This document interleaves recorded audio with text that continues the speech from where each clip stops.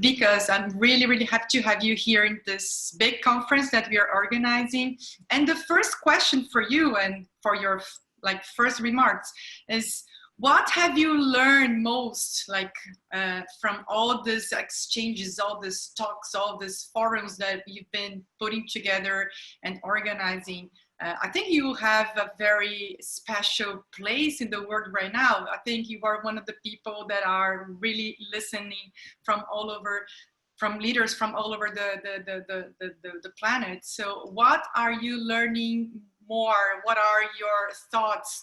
What are the things that you think are the most important reflections and thoughts about this period of time that the pandemic is imposing to education? Firstly, thank you so much, Priscilla, for inviting me to this and for your great leadership of Todos. When I think about education leaders in the world, I often do speak about you and your institution, because I think in Brazil, which is a humongous country with lots and lots of potential, it is civil society groupings like yours and our friends in the education community that are leading the charge. So I thank you for being at the head of that and spearheading that initiative, all these initiatives. It's a really great question you ask in terms of what is it that we have learned during this pandemic. And actually it comes to one big theme that I think, because I've been listening, like you said, and participating in a number of things and speaking to people all across the world, as well as all across seniority to junior ranks of people in the education sector, is how there's a massive opportunity to actually reframe the way we do education. Now, the opportunity, it stems from the fact that no one really can tell you that what tomorrow looks like when they come into dealing with the pandemic. So if you take education systems, if you take a province in Brazil, if you speak to your state secretary or your governor and you say to them, okay, what is it that we should be thinking about when we come out of this pandemic? They will have just as firm a view as you will. And this is simply because this is a massively unprecedented time and no one really knows. And in that situation, in that vacuum, each and every single one of us have the opportunity to shape what the future looks like. And that's what really excites me. Yeah, that's really interesting. And I remember the first meetings we had. They were very people were trying to understand, and very high leaders, like ministers of education, they were still trying to understand. So this is a very good point, because we are in the same point right now, and we can repeat something completely different. And because you've just organized, I think it was the first worldwide event in education, the T4. It was a huge event. We helped in a way here from Brazil, so that people in Brazil could also participate. And it was from teachers to teachers. And I think this is something super important, because sometimes, or many times, we don't listen to teachers, and we have to put the protagonism on teachers, of course. So again, one of the things that we've learned in this conference was that teachers are starting to recognize that they have to untap the potential of technology, and also to design new experiences in the classroom. So, to design blended learning more, like this kind of new approach of teaching and learning. So what are the main takeaways that you take from this big conference that you've organized? Well, when I first started on my journey in education, one of the things that I did was I went to speak to NGO leaders and other, celebrated organizations and leaders from these, to say, okay, if you were in my shoes, that I was beginning to build a foundation, what would you advise me to do? And you get responses such as, you should think about school scholarship programs.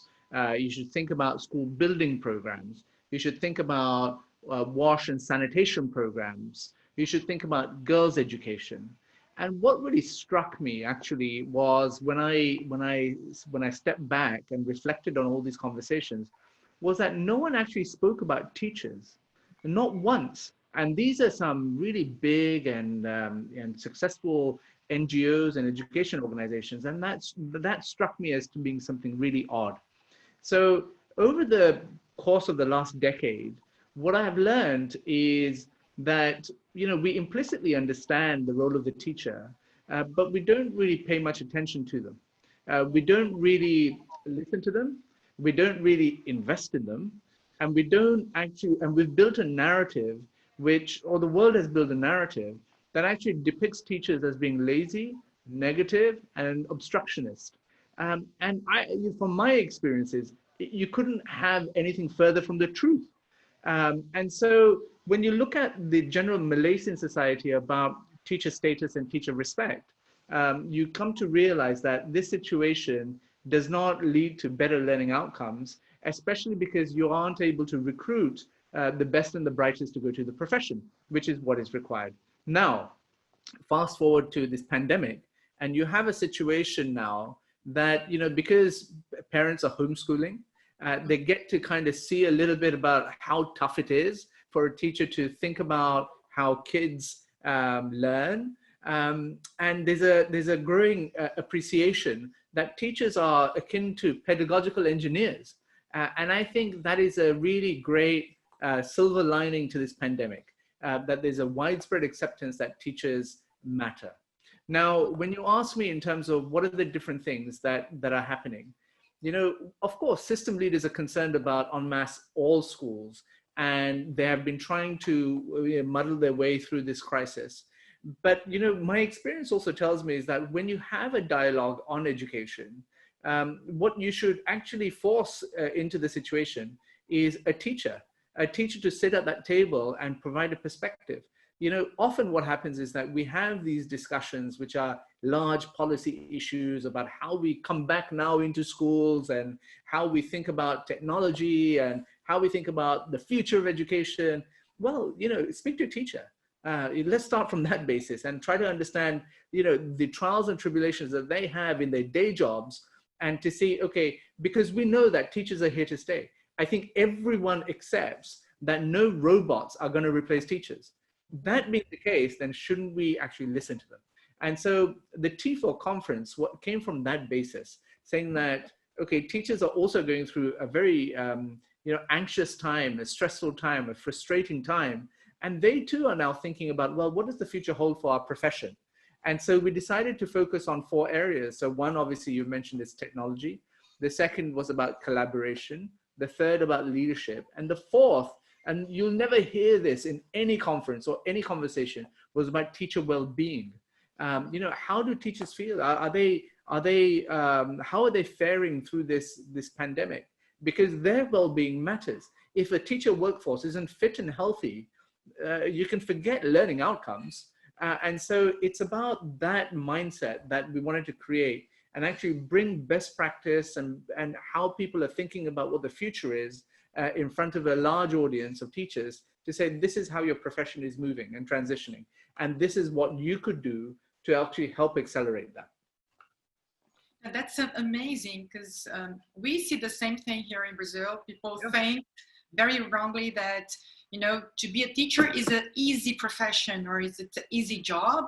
And we are always communicating and telling people, it's the most complex and difficult profession here. And it's also the most important profession for the future of the country, for the present of the country, for everyone, in the economic field, in the social field, in all dimensions. And this leads me to the final question that is split in 2. The first is, in your opinion, what are the most important structural agendas? Because we have a lot to rebuild, right? Yep.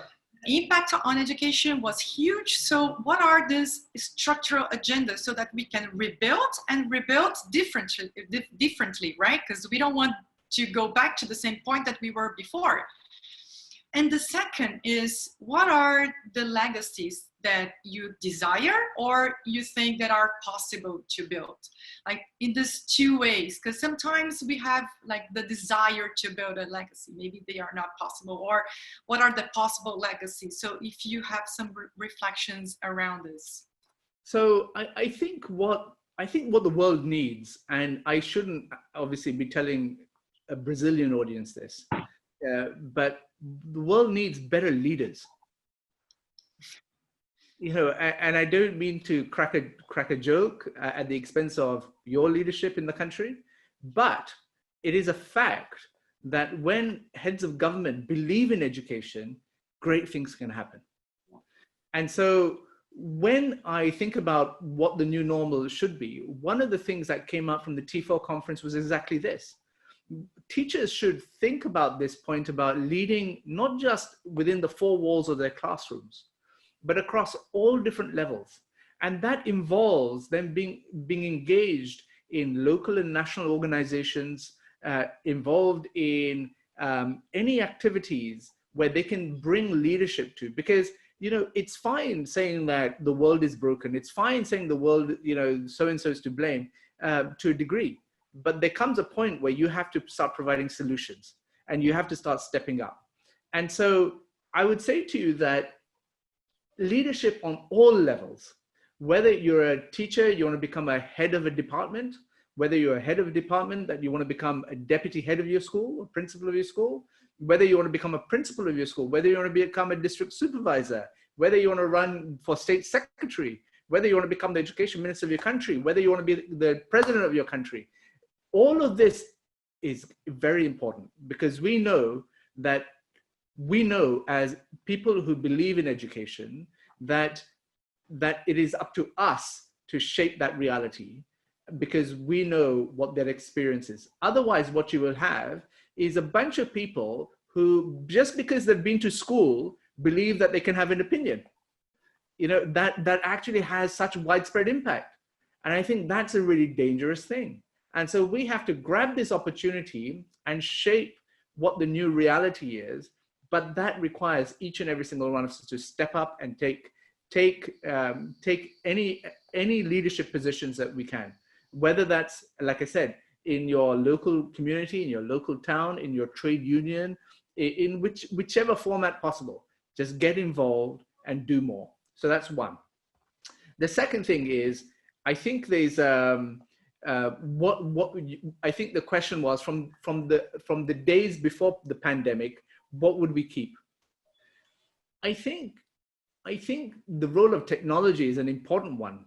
And one thing that I'd like to encourage all teachers to do is become conversant with technology. And so that's not saying, become best friends with technology. That's not saying, when you go to sleep, you keep an iPad under your pillow. That's just saying, understand that technology can make your roles more effective. And it can help you become more productive. It can help you personalize education towards every child. The technology is a tool to assist you, accelerate learning outcomes. There is no threat to your job. There's no threat to your professional development. In fact, it assists it. And so we started this over the last 10 years in terms of, you see more and more teachers using technology, but this pandemic has brought it home, saying, actually, this is one thing that may outlast. And so we need to start, becoming more conversant with the use of technology in everyday lives. And that is what I think comes out of legacies that we should look at accelerating the momentum on.